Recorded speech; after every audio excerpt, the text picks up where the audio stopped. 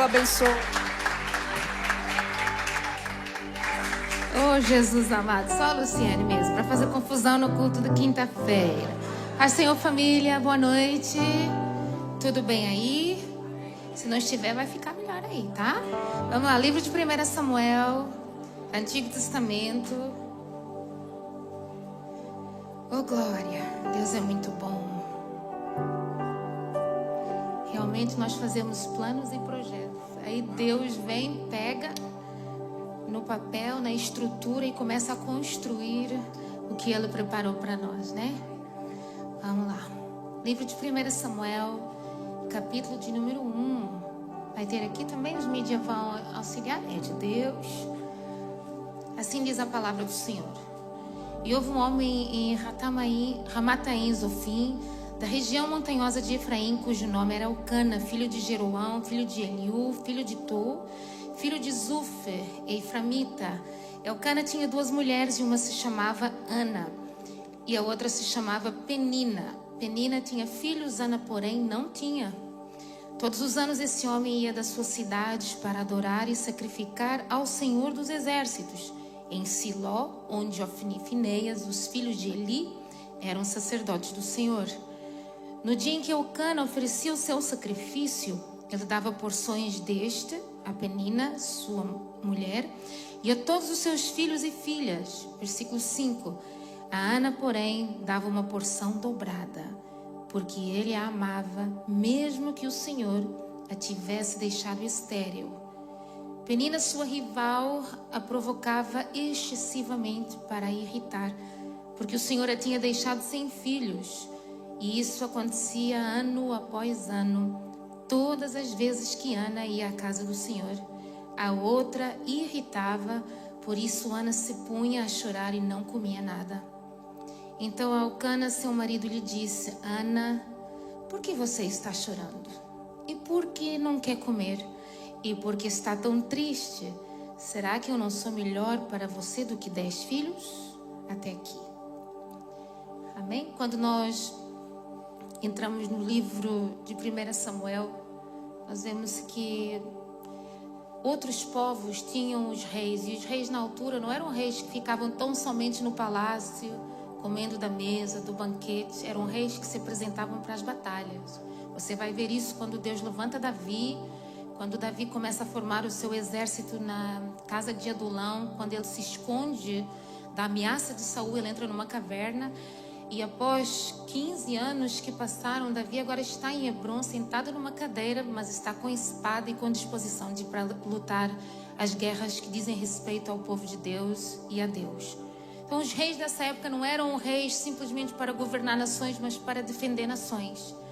E quando nós olhamos para a situação, havia caos, porque desde o início Deus tentou ser um Deus deste povo. Deus queria que esse povo dependesse dele, mas o povo sempre se corrompia. Uma das qualidades do povo de Deus é se corromper e se misturar. Olha aí para o seu irmão: corrupção e mistura não combina com você. Porque se nós formos olhar para toda a história do povo de Israel, quando Deus levanta Moisés, Moisés se torna um libertador, Moisés volta para o Egito, leva a mensagem de Deus, e o povo agora está atravessando um deserto de aproximadamente 3 dias, que se torna 40 anos. Vocês veem o que havia na mentalidade do povo, no caráter do povo. Um povo que reclamava de tudo. Olha para o seu irmão, diga: está se identificando aí?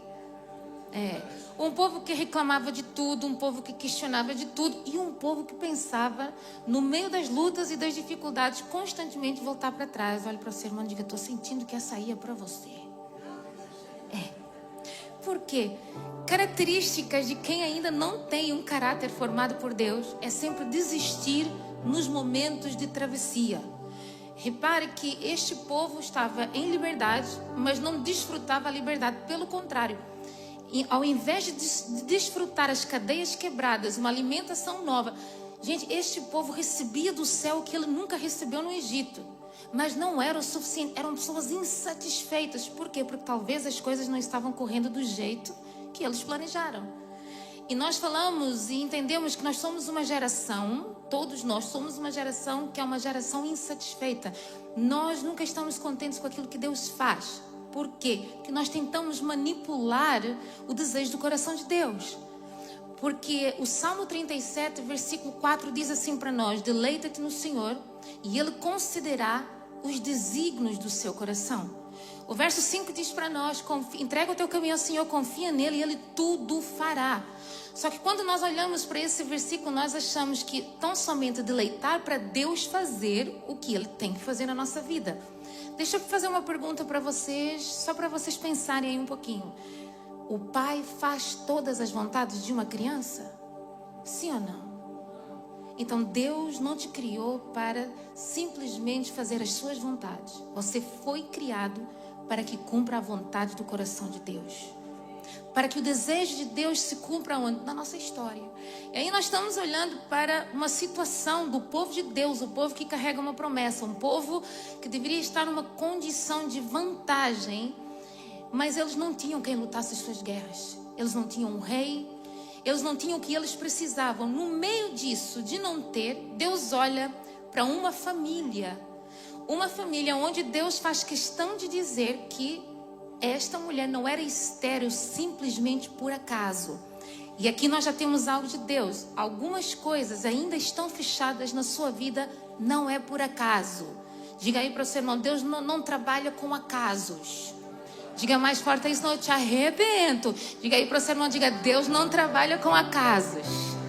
Deus trabalha com providência. Então eu quero que você saiba que algumas coisas, meu Deus, eu sinto Deus aqui, meu Deus, que glória é essa? Algumas coisas ainda não estão do jeito que você espera, porque Deus está preparando a providência. Filipenses diz para nós que aquele que iniciou a boa obra é fiel para completar essa obra ao longo dos tempos e dos anos. Por isso que Deus muitas vezes não dá datas, não dá anos, porque não depende do desejo do coração do pai, depende do alinhamento do coração do filho ao coração do pai. Quando você entender isso, que o seu coração precisa de estar alinhado ao coração de Deus, Deus vai abreviar anos que você está esperando e Deus vai fazer valer a pena o tempo de espera. Só que quando nós estamos olhando para um propósito, parece uma história triste. E quando nós olhamos para a nossa realidade, parece uma realidade triste. Só que o cenário, a aparência de tristeza, não é triste. É Deus trabalhando nos bastidores para que você entenda que dentro de um cenário de tristeza, você pode se movimentar na direção certa. Você pode fazer uma aliança com Deus e pode levantar um altar de adoração na presença de Deus. Porque foi nos momentos de crise, nos momentos mais críticos na vida de Ana, ainda que ela estava chorando, mas o choro não paralisou essa mulher de se posicionar no ambiente certo, no lugar certo.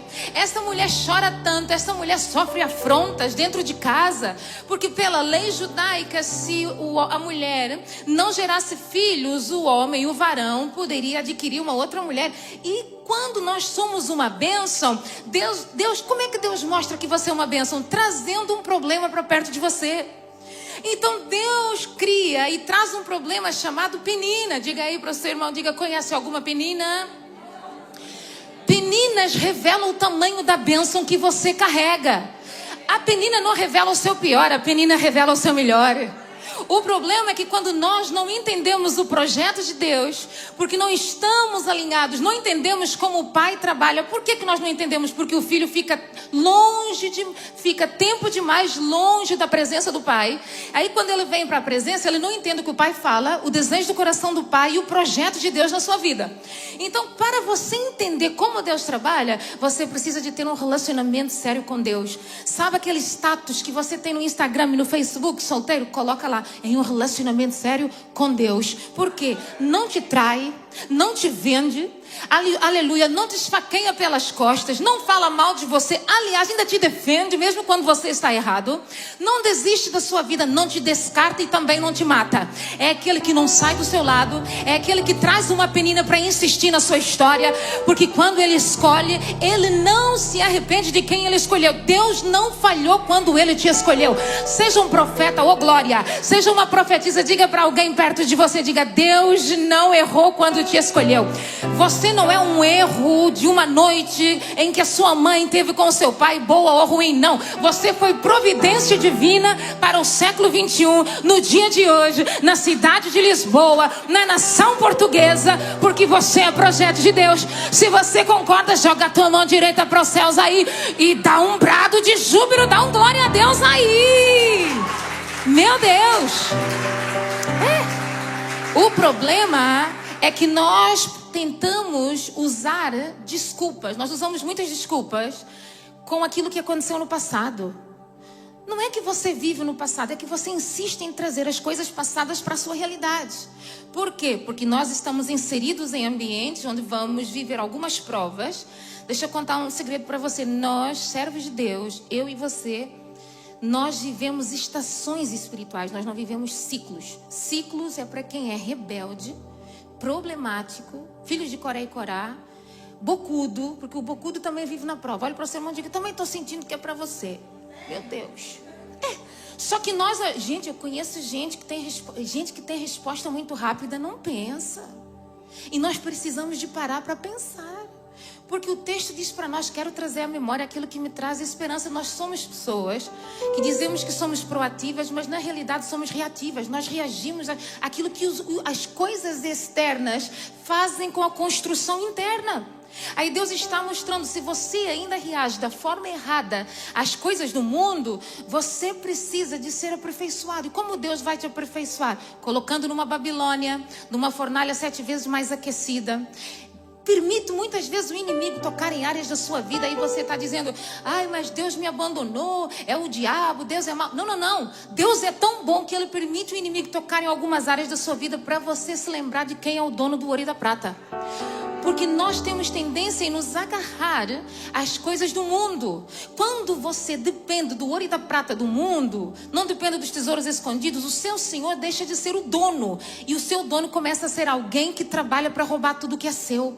Se você entrar no livro de Joel, você vai ver um povo corrompido. E aí a Bíblia diz algo muito forte no capítulo 2, se não estou em erro, você lê na sua casa. O meu povo jamais será envergonhado. Mas para isso precisava de haver um arrependimento. Ou seja, precisava de sair da postura de escravo e entrar no posicionamento de filho. Porque filho não se comporta como escravo. E existe muita gente que é filho e se comporta como escravo. Fala como escravo, anda como escravo, senta na mesa como escravo, escolhe amigos como escravo. Filho sabe que escolhas e decisões ele precisa de tomar. Olha para o seu irmão e diga, isso é assunto sério. O filho não toma decisões sem consultar o pai.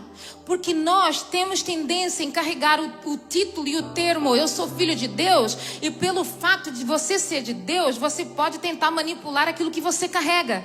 Só que Deus é assim, se o filho não consulta o pai também não dá aprovação para o filho. Lembra de uma batalha, quando Davi sai de Ziclag e vai lutar uma guerra sem consultar a Deus? O que acontece? Sua casa é saqueada. Mulheres e filhos e as esposas de todo o exército que está com ele. E aqui entra aquele termo que o mundo diz para nós, pois diz-me com quem andas e eu dir-te-ei como será a sua história. Irmã, mude algumas amizades com que você tem se entrelaçado por aí. Ah, porque eu não tenho mais ninguém. Irmãos, houve uma época na minha vida que eu até falei isso para o bispo ainda fez assim, eu vou orar por ti, porque isso é demônio. Eu falei, demônio não. Porque eu falava assim, não. Ele falava, cuidado com essa pessoa que é assim, assim. Eu falei, não, mas é melhor ter perto alguém do que ficar sozinho. Ele, eu não. Prefiro ficar sozinho do que ter gente atribulada do meu lado. Gente problemática, porque a Bíblia te dá respaldo de ter gente com problemas, mas problemáticos não. Porque gente problemática, ele só entra no ambiente para enxergar problemas. Problemático não enxerga nada de bom. Conhece alguém assim que anda perto de você? Quando liga para você, até começa com uma conversa muito bonita. Oi, tudo bem, saudade? Irmã, eu tenho um negócio para te contar. Problemático. Olha, irmão, nessa hora eu desligo o telemóvel e peço perdão a Deus. Acabou a bateria. Depois eu te ligo. Não ligo mais. Ai, mas a irmã fica zangada. O problema dela, eu não quero problemas na minha história. Então existe gente que não sabe cortar aqui e se torna um imã de problemas. Irmão, deixa eu falar algo de Deus para você. Comece fazendo a escolha que só o filho faz e alguns problemas vão ter um ponto final a partir de hoje. Porque a sua decisão e a sua escolha vai determinar como o seu presente se tornará e como você vai entrar no seu futuro. Olha para o seu irmão e diga, essa aí é para você também. Agora nós estamos olhando para uma nação e nós estamos vendo uma mulher diante das adversidades, tirando forças da sua fraqueza, diante de uma problemática chamada Penina. Irmão, e quando nós somos provados por Deus, o inimigo sempre vai gerar primeiro do que você aquilo que você quer ter. Aí o que acontece? Nós começamos a ouvir da boca de crente, dos servos de Deus, do ungido de Deus: ai, por que só o ímpio prospera e o crente não? Quem tem coragem de levantar a mão e falar assim: eu já falei isso? Olha, alguém falou. Por quê? Porque nós começamos a olhar para as outras pessoas e começamos a desejar o que elas têm. Deixa eu contar um segredo para vocês. Isso é inteligência emocional, como se diz por aí. É gerenciar as suas emoções, é ter a mente de Cristo.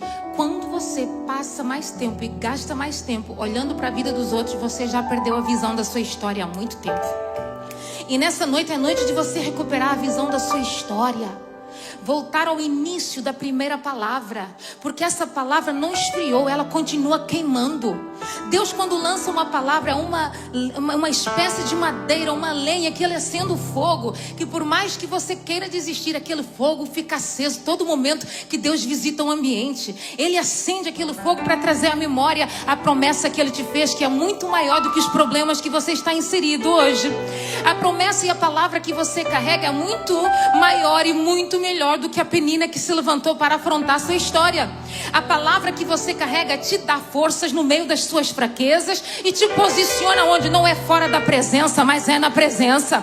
A palavra te atrai para onde o dono da presença, onde o dono da palavra está presente. E se você foi atraído para essa casa, o dono da palavra se apresentou sobre esse altar, ó glória, para dizer: vou revogar, vou trazer à existência a palavra que eu lancei na sua vida, na sua história. Pode ter passado tempos e anos e meses. Pastor, eu chorei. Lágrimas fazem parte de uma rega. Não tem como outros regarem aquilo que é seu. É você que pega a sua semente andando, chorando, porque a Bíblia diz através do Salmo: sem dúvida, com alegria voltará trazendo os seus feixes. Deus está dizendo: há uma recompensa para cada luta, para cada dor, para cada prova, para cada porta fechada, para cada recompensa. Se você permanecer fiel, há uma recompensa do Pai para a vida do Filho. Quem crê nisso, diga glória a Deus aí, diga aleluia aí.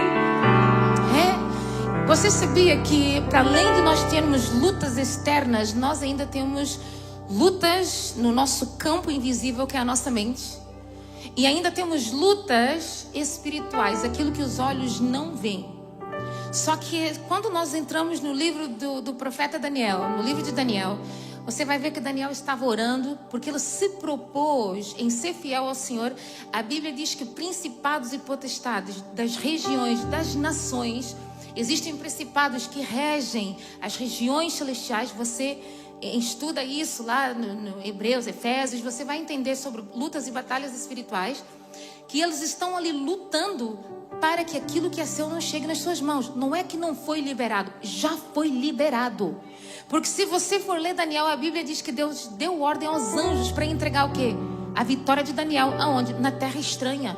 Porque é na terra estranha que Deus tem vitória para nós. É na terra de perseguição, é na terra que muitos fazem maracutaias, que muitos fazem planos, que muitos fazem aí coisas contra você e tentam matar a sua história, que Deus vai responder com fogo. Então, quando há uma batalha no céu, quem precisa de se posicionar aqui na terra? Diga eu. Diga assim comigo: eu preciso me posicionar nos ambientes que querem me matar. Agora, quando você sai desses ambientes, você não é aprovado. Repare que Ana, ela se dirige para a casa do Senhor, ela entrega ao Senhor, e ela fala algo que essa tradução aqui do bispo não fala, mas a Almeida Revista e Corrigida diz: gastando-se e deixando-se gastar. O que é que esse texto passa para nós? Que Ana tinha tempo para Deus. Hoje nós somos a geração que não tem tempo para nada. Olha, você foi mais crente do que eu não queria ofender ninguém. Mas hoje nós somos a geração que não tem tempo para Deus. Você tem tempo para os amigos, você tem tempo até para os inimigos. Ah, por quê, pastora? Porque quantas vezes você entrou lá no Instagram ou no Facebook daquela pessoa que falou mal de você? está dando tempo e ibope para os inimigos. Então nós temos tempo para as coisas erradas, mas não temos tempo para as coisas certas. E Ana está dando um exemplo de quem quer viver milagres. Quer viver milagre? Tenha tempo para Deus. Pare de desculpas, mas é o trabalho, mas é a crise, mas é a nação, mas é porque eu ganho muito pouco. Não apresente as suas desculpas. Apresente um sacrifício digno de louvor ao qual Deus vai receber como cheiro suave nas suas narinas. Porque Ana estava cheia de problemas. E é o momento em que o seu esposo olha para a condição de Ana. Porque não comes, porque estás chorando, porque estás triste, porque o teu semblante está caído. Porque é isso que a prova faz conosco. Mostra a nossa realidade. Aquilo que nós temos aqui dentro e passamos aqui dentro, ela se reflete no nosso rosto. A Bíblia diz que o coração alegre também dá formosura ao rosto. Então, muita gente vive triste porque o coração está triste. E não adianta colocar botox, estica um mês, você vai ter que repor. É assim ou não é? Irmão, deixa eu falar um negócio para você, botox dura só 3 meses. Então, são escapes que nós procuramos. Deus está dizendo, guarda o seu coração. Provérbios diz para nós, Davi, orientando o seu filho, Salomão, que não fez o que Davi fez, que constrói um templo de adoração para o Senhor.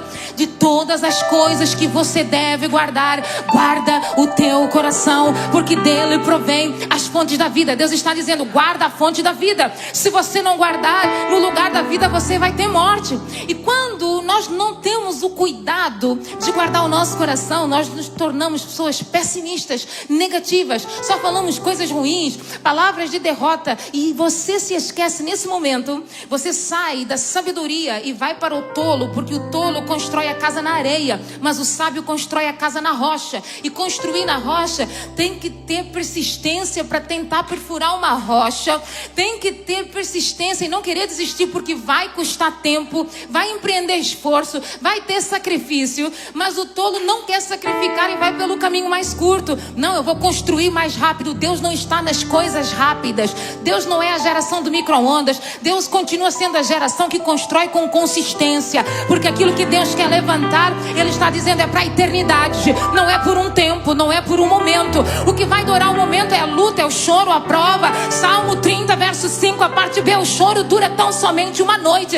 Noite é luta, é guerra. Mas Deus está dizendo, continua construindo na rocha. No meio da guerra, construa. No meio da guerra, se levante, sacode a poeira, cante um novo cântico, adore como você nunca adorou, faça algo que você nunca fez quando estava em pastos verdejantes. É na luta que nós revelamos aquilo que nós temos. Olha para o seu irmão e diga, revela de uma vez o que você tem na presença.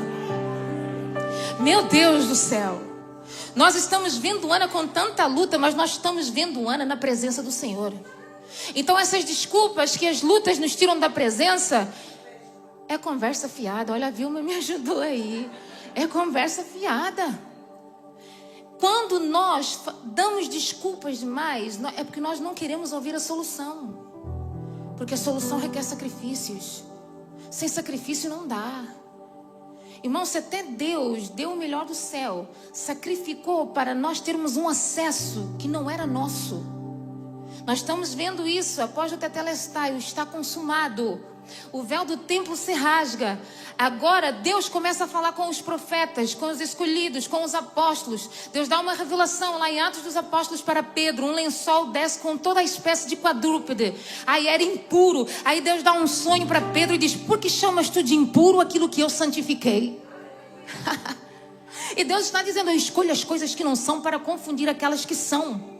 O homem nunca vai dar nada por você. Aí Deus vai dizer, aquele que te chama de impuro chegou depois daquele que te purificou com o sangue carmesim, o sangue vertido na cruz do Calvário, e te deu uma marca e pagou um preço que ninguém pode pagar pela sua vida.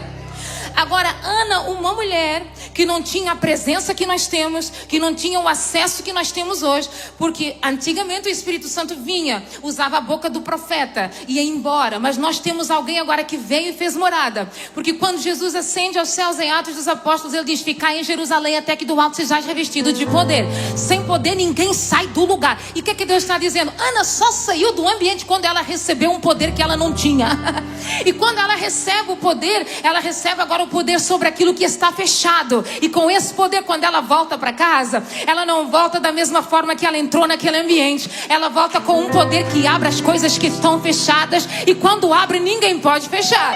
Olhe para o seu irmão e diga: se encha da presença em nome de Jesus. Busque a presença e tenha tempo para aquele que pode te dar poder sobre aquilo que você está vivendo. Meu Deus, eu sinto Deus na casa. Nós estamos olhando para uma mulher que tinha tudo para ser uma história triste, mas com pouco ela faz muito. Nós não precisamos de muito para fazer grandes coisas. Você precisa de ser fiel no pouco para que grandes coisas aconteçam na sua vida. Ser fiel no pouco, nos princípios. Não venda o seu direito de primogenitura. Não troque a presença por qualquer proposta que chega por aí. Irmão, eu decidi algo na minha vida. Eu não oro por gente que não sabe esperar em Deus. Porque gente que não sabe esperar em Deus sacrifica todo o tempo de investimento. Ou seja, ele está arrasando com o investimento e volta para o fim da fila para começar do zero. E Deus não está procurando pessoas que pegam o investimento de Deus, o tempo e anos, saúde. Irmão, você está ficando velho, você sabia disso? Olha para o seu irmão e diga: você vai ficar velho um dia. E vai se posicionar quando? Quando não tiver dente? Não pode. Porque nós somos a geração que do limite. Deus está dizendo: não viva no limite, viva com constância. Porque quando nós temos Deus, nós sabemos que limite não existe para nós. Por quê, pastora? Porque Ele é o alfa, diga comigo, Ele é o alfa, início, e Ele é o ômega, o fim. Então, quando o ômega, o fim, se apresenta, e não é a última palavra de Deus, o alfa se apresenta mais uma vez dizendo: é o início agora. Então, nós precisamos de ser a geração que entende que nós precisamos de tempo. Diga comigo: eu preciso de tempo, posicionamento, resistência, persistência. Diga: eu preciso de aprender a permanecer, a confiar e a esperar em Deus. Isso são um pouquinho das qualidades. Se você usar no mínimo essas receitas, esses ingredientes na sua vida, eu quero dizer para você que algumas coisas vão começar a ter forma. Algumas coisas vão sair do invisível. Porque sempre, como eu falo para vocês, nós sonhamos duas vezes. Eu sonho na minha mente e eu sonho quando eu projeto aquilo que eu arranco do invisível e torno uma realidade visível. Então nós precisamos de parar de sonhar só no invisível. Sonhar acordado, sonhar com o príncipe encantado. Irmão, deixa eu contar um segredo: não existe príncipe encantado. E aliás, por que o príncipe encantado vem no cavalo? Porque tem dias que ele vira cavalo mesmo. Olha para o seu irmão e diga: é desse jeito aí. Ai pastora, mas como é que é isso? É isso aí. Deus não criou todos os animais. Deus usa o que Ele quiser. Então, pare de sonhar desse jeito. Pare de pensar. Não me faça rir nessa hora, pelo amor de Deus. Pare de pensar desse jeito. Nós precisamos de ser um povo que aprende a reforçar a sua mente, as suas emoções e até estrutura diante das afrontas do adversário. Como é que Ana, não tendo tudo o que ela queria, ela não olha para quem tem, mas ela só tem um destino. E o destino de Ana era um destino profético. Era uma porta que estava sempre aberta. Era um altar que estava sempre disponível. Porque no altar e na presença de Deus todos têm acesso. Deus, Ele cria um acesso para todos nós. Nós precisamos de aprender a acessar ambientes onde Deus se apresenta. Nós precisamos de aprender a acessar o profético, o espiritual. Nós precisamos de aprender a entrar em ambientes e a ter uma entrega tão grande que quando cai um celular, uma caneta, quando uma nota sai fora, quando as luzes apagam, vira aquelas psicadélicas lá das árvores de Natal, não te tiram do foco daquilo que Deus está fazendo na sua vida. Quando você aprender a fazer isso, você vai ter algo que está lá em Gálatas 5 e 6, os frutos do Espírito, domínio próprio sobre aquilo que quer dominar a minha vida. E você precisa de entender que não é a luta, não é a prova, não é nada, não é vento, nem o porvir, nem principado, nem potestade, o que nos separará do amor de Deus. Quem pode nos separar dessa promessa? Quem pode nos separar dessa presença? Ninguém. Mas a sua decisão pode. E Ana toma uma decisão certa. Só que quando ela gasta e deixa-se gastar no altar, ela não tinha pressa. Eu creio, glória a Deus, porque naquela altura de Nardo não tinha relógio. Nem os celulares com esse horário aí que ainda avisa a hora de dormir, a hora de levantar. Não tinha. Porque muitas vezes nós estamos inconscientemente, outros conscientemente, olhando, contando os minutos e a hora. Deus não faz isso. Quando Ele se apresenta no ambiente, Ele não está contando a hora para ir embora, para deixar você. Quando Ele se apresenta no ambiente, sabe o que Deus faz? Ele se apresenta no ambiente porque Ele tem intenção de mudar a vida de alguém, de curar as feridas de alguém, de levantar alguém que entrou caído aqui. Deus, quando se apresenta, a glória de Deus, quando se manifesta no ambiente, ela tem a intenção, porque a glória vem com a graça, e a graça é favor imerecido, e onde abundou o pecado, as coisas erradas, superabundou a graça de Deus. Então quando a glória vem, a graça que restaura o homem, a graça que devolve aquilo que foi roubado, começa a trabalhar a favor de quem entende. Então Deus não trabalha com pressa. Olha para você uma dica, Deus não trabalha com pressa. Nós é que temos muita pressa. E às vezes a pressa é inimiga, e quase sempre a pressa é inimiga dos detalhes da nossa história. Existem detalhes em certos livros, principalmente na Bíblia, na Palavra de Deus, livros e filmes, que você só descobre depois de assistir 2, 3, 4 vezes. Por que nós temos interesse em outras coisas e investimos tempo nisso 2, 3, 4 vezes, mas para ler a palavra é uma luta. Irmão, quando você começar um propósito com Deus, de ler a palavra de Deus, se prepare, as noites que você nunca dormiu, você vai dormir até mais cedo. Porque existe alguém que vai trabalhar contra o propósito de Deus. Existe alguém que não quer que você gere, que você se relacione, que você receba poder, que não quer que você cresça, porque ele sabe. Irmão, você já parou para pensar por que ele luta contra a sua mente? Porque nós achamos que a espada é uma arma, só que espada tem uma limitação curta. Espada é arma de ataque. Não adianta só ter espada, tem que ter defesa e escudo. Mas se você tiver uma mente sadia, a sua maior arma, a Bíblia diz, assim como o homem pensa, ele é. Por que ele ataca a sua mente e nós classificamos como campo de batalha? Porque quando os seus pensamentos acerca da sua história mudarem, tudo vai mudar. E às vezes nós achamos que é só uma palavra, mas nós não falamos por acaso, nós falamos porque pensamos, desceu no coração, o filtro tá problemático, e a nossa boca vai emitir aquilo que a mente pensou. Então nós precisamos ter muito cuidado. Olha para ser uma diga, tenha cuidado com os seus pensamentos, porque eles se refletem nas suas palavras e nas suas atitudes. E às vezes você está vivendo aquilo que você mesmo plantou, porque eu só colho aquilo que eu planto. Quer colher coisas novas? Mude a sementeira, mude a semente. Comece plantando outras coisas. Irmão, e o desafio é, se dê a oportunidade de plantar coisas novas. Não adianta viver só de amargura. E nós olhamos, quando Ana está no altar, ela chega um momento que ela não tem mais palavras.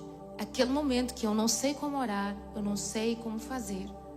Eu não sei como reagir. Só que a Bíblia diz que Ana gesticulava com os seus lábios. Que Deus é esse que entende uma fala sem som. Que Deus é esse que consegue fazer uma leitura labial. Que Deus é esse que olha para uma mulher e antes de se preocupar com o que sai na sua boca, Ele sonda o seu pensamento e o seu coração. O salmista diz: Senhor, Tu me sondas o meu deitar, o meu levantar, e antes que a palavra chegue na minha boca, o Senhor já sabe. Então, que Ana é essa que não sai da presença e usa tudo que tem? Só que ela não dá qualquer coisa, ela dá o melhor dela. Ela não chega oferecendo uma oferta pela metade, ela se entrega por inteiro. Ela não escolhe um tempo limitado, mas ela não olha para o tempo limitado e se gasta e se deixa, se permite ser gasta, ou se gastar na presença do Senhor.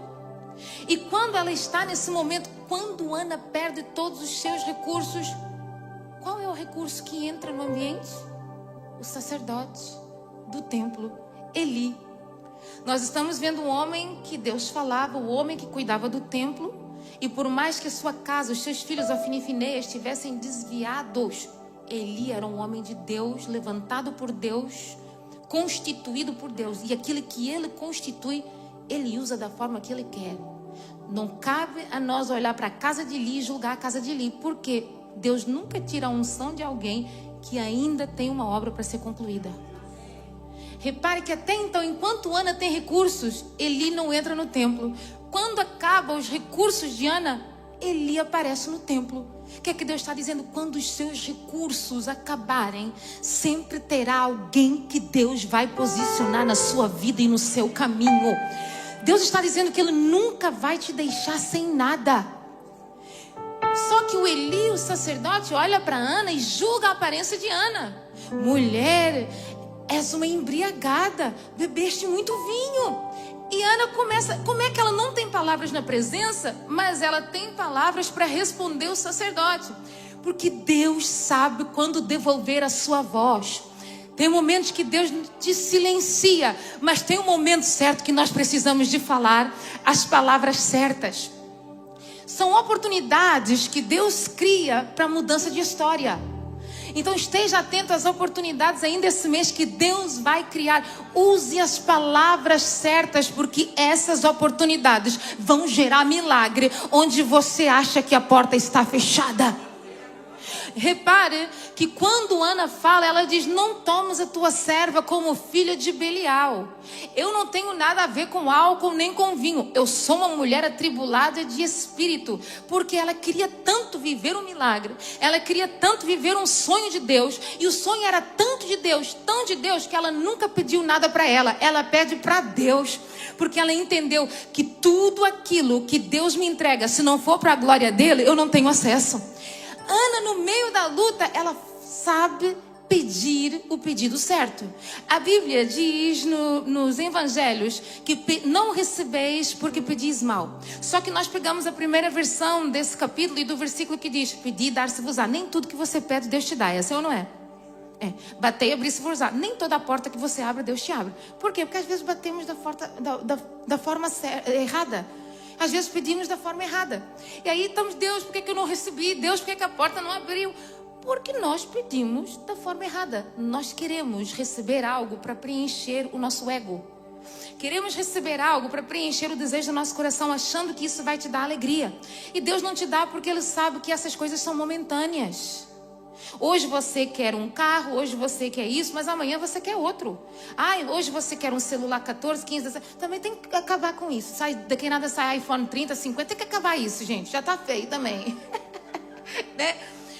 Nós queremos tudo que é novo. É assim ou não é? Nós queremos tudo o que os outros acessam. E Deus está dizendo: eu não vou te dar o que todo mundo tem. Eu vou te dar algo que todo mundo vai olhar para você e vai perguntar assim: eu também quero. Onde é que você adquiriu? Porque até então, na história, nunca se viu alguém gerando um profeta, um juiz e um sacerdote. Ana gera uma resposta para uma nação de Israel. Ana gera uma boca que quebra o silêncio da voz de Deus na nação de Israel. Ana gera alguém que veio ungir reis. Samuel foi o único que se posicionou para ungir os reis de Israel. Ana gera algo tão grande para uma nação. Por isso que ela entendeu: eu não quero gerar coisas pequenas. Ela está dizendo: o meu sacrifício não é em vão. Eu vou gerar algo tão grande, que as nações vão ter que olhar para mim, vão ter que olhar para Samuel, vão ter que conhecer a história de Samuel, vão ter que ver como ele nasceu. Porque quando nós estudamos Samuel, nós estamos vendo uma história que foi escrita pelo dedo de Deus. Nós estamos vendo um testemunho. Nós estamos vendo que Deus ainda tem profetas, Deus ainda tem sacerdotes, Deus ainda julga as nossas causas, Deus ainda tem azeite para derramar na nossa vida, e Deus ainda unge homens e mulheres de Deus. Aonde? Dentro da casa de Jessé. Nós ainda estamos vendo um Deus que ainda está procurando alguém. E nessa quinta da resposta, eu quero ser bem ousado e dizer para você: Deus te convocou para essa reunião porque Ele está procurando alguém aqui, aleluia, para derramar algo que você nunca recebeu. Ai, pastora, mas o que é isso? É um azeite que desce lá do céu, que te capacita para reinar em glória, para reinar em vida, para se tornar um governante na nação e para gerenciar o que ninguém está gerenciando. E para vencer batalhas, olha para o seu irmão, essa unção vai te capacitar para vencer batalhas. Você vai se apresentar com tanta ousadia nessas batalhas que pode vir até 5 Golias. Com espada, com armadura, você vai se apresentar. Não, nem olhe para trás, irmão, porque a mulher, o texto que diz: lembrai-vos da mulher de Ló, é bem claro. O que ficou para trás ficou. A gente não tira o alvo do inimigo. Irmão, deixa eu falar algo para vocês.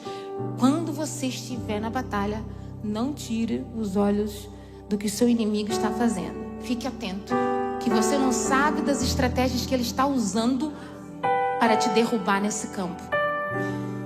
Deixa eu falar de Deus. Eu não ia falar nada disso, mas vai. No vale de Elá é vale de batalhas. Por que a batalha era travada de ano a ano? Porque quem ganhasse a batalha naquele vale não teria falta de nada. O vale, nós olhamos para o vale e temos medo do vale porque ele é fundo, mas ele tem um fim. Só que no fundo do vale nós achamos que estamos perdidos. É um lugar úmido. Aqui em cima é deserto seco, mas no vale não falta água. Então quem ganhasse a batalha no vale tinha produtividade o ano inteiro. Quer produzir o ano inteiro? Ganha essa batalha no vale. Quer prosperar o ano inteiro? Ganha essa batalha no vale. Por que Golias afronta tanto a nação de Israel por causa de um vale? Porque ele sabia que ele ia ter paz durante um ano. Irmão, o que é uma afronta durante um ano de paz? Não é nada. Olha para o seu irmão e diga: não é nada. E às vezes nós fugimos da afronta e a afronta se apresenta no final do mês. Com aquele parente atribulado que ficou lá no Brasil. Deus, já saí de lá. Mas está vivo ainda, irmão. E aquele que está vivo se apresenta. Se apresenta no Facebook, no Instagram. E agora tem essas coisas, WhatsApp, né? Outras coisas aí que estão saindo aí. TikTok, né? Se apresenta. Quem está vivo não some por completo.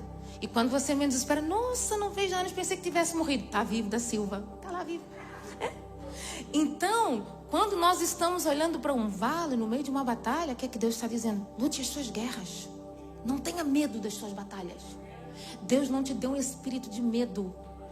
Quando Deus te apresenta na presença de Gideão, Ele declara a sua baixa autoestima. Minha família é mais pobre. Quem disse?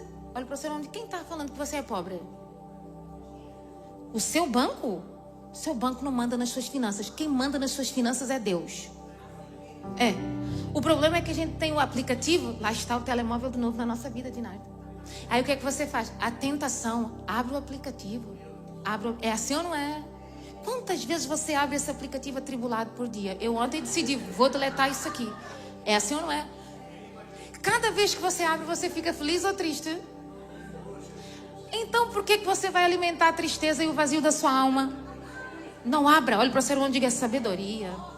Diga: não abra. Por que você abre aquelas mensagens que deslocam a sua estrutura? Que eu sou melancólica. Não tem nada a ver com isso. Você gosta de sofrer mesmo. Por que você guardou aquelas SMS que chegaram e feriu o teu coração? Olha para o seu irmão e diga: Deus sabe até as mensagens que você guardou. Mas eu criei uma nuvem. Está na nuvem. Pior, está lá na nuvem, mais perto de Deus ainda. Delete isso de uma vez por todas. Apague da sua história. Porque aquilo que você não mata hoje continua vivo. E aquilo que está vivo vai te acessar amanhã ou depois de amanhã. Mate isso de uma vez por todas. Deus está dizendo: deleta. Mas era passado. O que Deus tem, o que era não era para ser. O que Deus tem é muito melhor, bem maior. Deixa eu falar de Deus para você. A glória da segunda casa ou desta última casa jamais será comparada à glória antiga da primeira. Sabe o que é que Deus está dizendo? A última foi fracasso, mas a segunda é vitória. E só pode ser vitória quando você aprenda a lição. Olha para o seu irmão e diga: eu já aprendi a lição. Diga aí para o seu irmão: vou deletar as mensagens, vou deletar aquele negócio lá no e-mail, daquelas coisas esquisitas, né? Dina, deixa eu falar aqui, ninguém está nos ouvindo. Você lembra do Orkut? Não recebi uma mensagem do Orkut. Eu falei: prova do deserto, tribulação antiga. E você, quando olha as suas fotos antigas, fica triste ou feliz? Eu falei, não, eu não vivo mais nessa era. Jesus me transformou, me deu, né, um banho com sangue, carmesim, água da vida, né? Antigamente era seca, esperava pela chuva. E olha lá, agora não, eu sou fonte. Eu tenho que olhar para dentro de mim e falar, eu sou fonte. Irmão, quando você valoriza e você sabe quem você é, meu Deus, você para de morrer por causa de coisas que você já devia ter matado há muito tempo. Não é que o inimigo tem poder, é porque nós damos poder a isso, porque nós alimentamos. Nós colocamos naquela caixinha de segredos. Irmão, nem diários guardam segredos eternamente. Se você for ver histórias, diário de Anne Frank, lá do judeu do século dos séculos dos séculos, nós estamos lendo e vendo os filmes da história triste, infelizmente, de um sofrimento de alguém que era judeu e tinha uma promessa. Então, nem os diários guardam os segredos do seu passado. Delete isso, por amor de Deus. Eu falo isso com todo carinho, com todo respeito. Quando Ana, eu quero concluir, quando Ana declara, sou uma mulher atribulada de espírito, excesso de ansiedade. Por que excesso de ansiedade? A ansiedade é um excesso de futuro. Eu quero viver tanto algo que eu fico ansiosa. E a ansiedade demais não nos faz bem. Porque quando você vive ansiosa, você vive uma mulher estressada. Pessoas estressadas têm problemas. E sabe o que é que o abismo, a ansiedade, o estresse chama? Depressão. Então não é melhor controlar a ansiedade do que chamar coisas ruins para a sua história? Do que viver a sua história tomando medicamentos, corticoides. E mãe, deixa eu falar um negócio para vocês. Esses ansiolíticos têm tarja preta, eles te engordam. Aí você fica fazendo processo de emagrecimento que não gosta de se ver, por causa de algo que você teve poder de matar, teve poder de dominar e não se posicionou acerca disso. Deus está falando, às vezes nós atraímos as coisas porque temos medo de enfrentá-las, temos medo de nos posicionar e nos preocupamos muito com o que os outros vão pensar a nosso respeito. Se você olhar para Ana não dá satisfação nenhuma para ninguém, nem para o esposo, nem para Penina, e muito menos para as filhas de Penina, porque filho de mãe e pai atribulado, meu Deus, deve ser prova também. Não podemos julgar que tudo é igual. Mas o ambiente onde nós crescemos, nós trazemos características desse ambiente. Eu estava assistindo uma série na internet e alguém falou assim, quer conhecer o animal, conheça o dono. Eu só vi cães raivosos. Eu falei, sangue de Jesus tem poder, né? Então nós precisamos de ter muito cuidado, porque tudo a respeito de nós fala, tem poder, gerencia, traz a existência. Deus não nos empoderou para gerenciarmos aquilo que Ele nos deu de qualquer maneira. Ana revela a sua necessidade para a pessoa certa. Ela não revela para o esposo. Mulheres, seja sábia. Não encha a cabeça do seu esposo de problemas. Não leve problema para o seu esposo. Já teve um dia... Vou defender os homens. Se vocês não me seguirem no Instagram, eu não defendo mais. Não leve problemas para seu marido. Ana foi tão sábia. Ainda que o marido fizesse uma pergunta, ela não respondeu, você não me entende, você não sabe de nada. Não. Sabedoria de uma mulher em tempo de crise. A crise é minha. Eu não posso trazer os outros para a minha crise. Os outros não têm poder de vencer a minha crise, mas eu tenho poder de vencer a minha crise. Não mate o seu esposo com palavras negativas. O dia lá fora já faz isso. O mundo já faz isso. Não sobrecarregue, não traga problemas para a mesa. Mesa é lugar de comunhão. Se você for estudar sobre uma mesa, Jesus partiu o pão. E ali na mesa havia troca. Jesus partia e dava. Mesa é comunhão, é uma troca de coisas boas. Não traga problemas para o seu jantar. Sentou, já está arrumando confusão. Aí foi você que falou. Não é nada, você já estava armada há muito tempo. As mulheres, elas têm tendência. Eu estou falando que eu sou mulher também tem que controlar, senão a gente mata o bispo em casa. Tem como? As mulheres, elas têm tendência de preparar o discurso antes que eu ia falar o coitado, mas eu não é, antes que o abençoado chegue em casa. Essa não é. Nós preparamos o discurso e acrescentamos quando damos lugar à raiva. Aí mostramos que somos desequilibradas, destemperadas e mal amadas. Porque se você se amasse de verdade, você não falaria e não fazia certas coisas. Se você amasse a sua história e tudo que Deus criou acerca de você, você não fazia certas coisas que ferem outras pessoas. Deus não chamou mulheres para serem feridas e para ser morte na vida de alguém que Deus te colocou do seu lado para que um propósito seja levantado. Deus nos chamou para ser cura. Ai, mas eu também tenho necessidade de falar. Fala com Deus. Muitas vezes eu preciso te falar, mas eu olho para a condição em que o bispo chega em casa e falo: minha casa é lugar de paz. Minha casa não é igreja. Minha casa não é meu trabalho. Minha casa é a casa que Deus me deu para constituir a minha família. Tem que ter paz. Promova paz dentro da casa. Não promova guerras. Às vezes não é o inimigo, é você que promove guerras dentro da casa. Falando demais, respondendo errado. Ninguém pode falar assim comigo. Pode, irmão.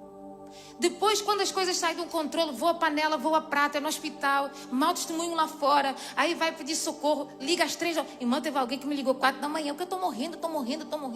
Eu falei: irmã, o que é que você fez? Isso. Ih, eu falei: morre então, irmã. Sabe por quê? Porque existem situações que nós podemos evitar e não evitamos. Aí dia seguinte, eu 4 da manhã acordei a Márcia, acordei um monte de gente, vai no Facebook, descobre não sei quanto, e depois o povo inventa de ter 4, 5, 6 números. Como é que a gente vai adivinhar qual está ligado se nenhum funciona? Aí eu falei: não, Deus. E quando eu descobri que não era a ovelha da IBR, eu falei: Deus, levanta o pastor dela de madrugada, não sou eu. Sangue de Jesus tem poder. E depois, dia seguinte, ligou e ainda falou: pastor, olha, desculpe lá, mas eu amo, eu vou ficar junto. Eu falei: irmã, deleta o meu contato. Nunca mais faça isso comigo. Se é a sua escolha, eu vou respeitar. Mas aprenda a conviver com as consequências. Até isso, até esse tipo de posicionamento nós precisamos de ter. Respeite a escolha de outra pessoa. Ela não vai mudar pelas suas palavras. Pessoas não mudam porque nós falamos. E deixa eu falar de Deus para você. Deus nunca te deu o poder para mudar pessoas. Deus te deu o poder para orar por pessoas, para levar uma palavra de ânimo para pessoas, para levar alegria para as pessoas. Mas Deus não te deu o poder de mudar pessoas. Quem muda e quem convence é o Espírito Santo. Agora Deus te deu algo que nós precisamos de ativar na nossa vida: o amor. Porque quem ama a Deus acima de todas as coisas, ama o seu próximo como a si mesmo. Não queira ser a primeira e o primeiro a cobrar o amor. Seja o último. Porque quando você se torna o último, você está semeando uma capacidade que Deus já injetou na sua vida. Não cobre dos outros o que você não tem capacidades para dar. Não é direito nosso. É hipocrisia. É manipulação. É falsidade. Nós não temos direito de cobrar dos outros aquilo que eu não tenho capacidade de dar. E quando nós olhamos para Ana, ela é abençoada por um sacerdote. E o sacerdote só libera uma palavra, não falou em línguas, não falou em mistério. E só disse que o Deus de Israel conceda o desejo do seu coração. Guarda o seu coração. O profeta só liberou aquilo que está escrito, que é direito nosso, que é promessa nossa. Ele não acrescentou nada. Tudo que é nosso está aqui, está escrito. Quando Ana volta para casa, a Bíblia diz que Ana come, o seu semblante já não era o mesmo. Quando ela está debaixo de uma cobertura espiritual, agora ela vai para casa com uma certeza inabalável. A palavra que eu recebi da boca do meu sacerdote não voltou vazia. A Bíblia diz que Ana volta para casa. Nem Penina impediu uma noite de vitória na casa de Ana. Olha para sua irmã e diga: haverá noite de vitórias na sua casa. Ih, Tina, estou sentindo que vai vir filhos e filhos e filhos. Sangue de Jesus tem poder aí. É forte, Lisboa. Eita, receba aí 10. É sério. Tá bom? 2, 3. Aleluia, é de Deus. A gente cuida, faz que a gente cuida, não tem problema, a gente ajuda. Os crentes adoram a criança, então deixa na casa de um de outro. É de Deus, tá? Quando Ana volta para casa, o seu semblante já não era o mesmo. Então deixa eu falar um segredo para você. Deus te dá aqui para você desfrutar aonde? Na sua casa. Joga a tua mão direita para o céu. Diga: Senhor Jesus, eu recebo toda a palavra liberada sobre a minha vida e a minha história. Diga: nenhum ladrão de sonhos nem de promessas, vai acessar o que eu acessei hoje. Fecha sua mão em nome de Jesus. Diga: o que é meu é para mim, para minha história, para o meu presente, para o meu futuro e para gerações que eu vou gerar através do meu ventre. Aplauda Jesus aí com alegria. Meu Deus. Se coloque de pé em nome de Jesus. Vamos orar? Quantos querem orar para a gente concluir? Só que eu não quero orar sozinha. Você entendeu? Ana gerou um milagre porque ela faz um voto para Deus. Se o que você está pedindo para Deus é para a glória de Deus, ninguém pode impedir a sua vitória. Nem o documento que você não tem pode impedir a sua vitória. Eu estive em casa, vou contar aí um testemunho. Eu estive em casa com uma irmã e ela chorava. E ela falou: é impossível, é impossível. Eu falei: enxuga dos teus olhos as tuas lágrimas. A minha casa não é lugar de tristeza. A minha casa não é deserto, é lugar de prosperidade e de alegria. Então enxuga. Ai, mas eu não estou preocupada com o que você não tem. Porque o que você não tem, existe um Deus que vai providenciar. Deu 3 dias, a senhora não dormiu, eu tive que dar a melatonina. E também não ia embora lá de casa. Mas nos 3 dias que ela ficou em casa, quando ela recebe uma ligação, estou vendo ela chorar não de tristeza, mas de alegria. Porque não era o que ela não tinha, mas foi o que ela acessou. Não é o que você não tem, é o que você vai acessar hoje. Amém? Feche seus olhos em nome de Jesus. Eu vou te dar uns minutinhos. Fala com o Papai do céu. Obrigada, Jesus, por cada vida. Obrigada, Espírito Santo de Deus, por cada lar, por cada projeto. Obrigada por cada coração. Obrigada porque aqui existem homens e mulheres, projetos. Aqui existem gerações que estão por vir. Obrigada, Espírito Santo, pelo privilégio de ser boca de Deus nessa casa para as gerações futuras. Porque nós teremos exemplos dentro da nossa casa de uma Ana que não desistiu de gerar, de uma mulher que não desistiu, de uma família que não desistiu, de um pai que não desistiu, de um filho que não abandonou a casa e não desistiu. Nós teremos exemplos das gerações passadas que permaneceram fiéis, porque entenderam o poder, a fidelidade, a força dessa palavra que foi gerada, que veio como um alimento, um maná do céu. Obrigada, Espírito Santo de Deus, que o nosso coração é terra fértil, não é terra seca. Obrigada porque o Senhor é aquele que ordena a chuva. O Senhor é o agricultor que vai cuidar dessa terra, tirar as pedras, os espinhos e os abrolhos. O Senhor é aquele que trabalha no nosso interior de uma forma sobrenatural e única, como só o Senhor pode e só o Senhor faz. Deus, obrigada porque os céus estão abertos. Eu sei que respostas que estavam retidas foram liberadas no dia de hoje.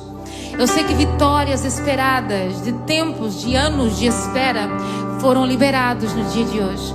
Eu sei que portas que estavam fechadas se abriram diante de nós para que nós possamos acessar o que está preparado do outro lado. Pai, em nome do Senhor Jesus, o deserto é passagem, é momentâneo, é temporário, não é estadia. Estadia são as nações que nós te pedimos nessa noite por herança. Obrigada porque o Senhor tem levantado filhos e filhas improváveis em todas as partes do mundo, onde se cumpre a sua palavra, onde raças, povos, tribos e nações estão levantando altares de adoração ao único Deus que é digno, ao único Senhor que é digno de receber toda a honra, toda a glória e toda a adoração. Obrigada porque nós declaramos a sua palavra e ela é uma espada de 2 gumes, apta para discernir pensamentos e as intenções do nosso coração. Essa palavra tem uma profundidade que ela vai até juntas e medulas, vai nos secretos dos secretos do nosso ser. Ó Deus, que essa profundidade seja alcançada em nós, que haja profundidade, porque nós não somos a geração de águas rasas, nós somos a geração das águas profundas. Nós somos a geração que nada no Espírito, é direcionado pelo Espírito, é sustentado pelo Espírito, é movido pelo Espírito. Obrigada porque esse Espírito nos capacita a partir de hoje. E Espírito Santo de Deus, Espírito do Deus vivo, vem dos quatro ventos dessa terra e traga a capacitação que cada homem, que cada mulher está esperando nesse ambiente.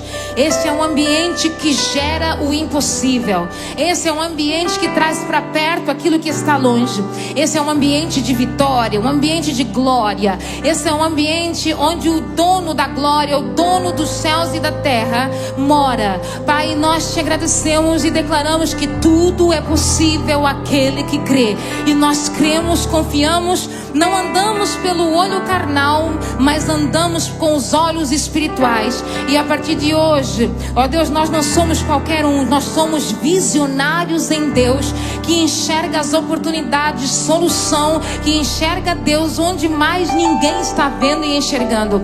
Obrigada pelas capacitações, obrigada pela unção que despedaça todo jugo, obrigada pelo novo cântico que será ecoado pelos nossos lábios, obrigada por todos aqueles que estão aqui nos acessando pelas redes sociais, porque a sua palavra vai alcançar, não existe distâncias, não existe limitações, para que o Senhor possa alcançar lares, nações, hospitais, aonde houver alguém necessitado da presença, que a sua presença alcance homens e mulheres, jovens, e coloque de novo no centro da vontade do Senhor, para que promessas, para que propósitos sejam levantados para esse tempo.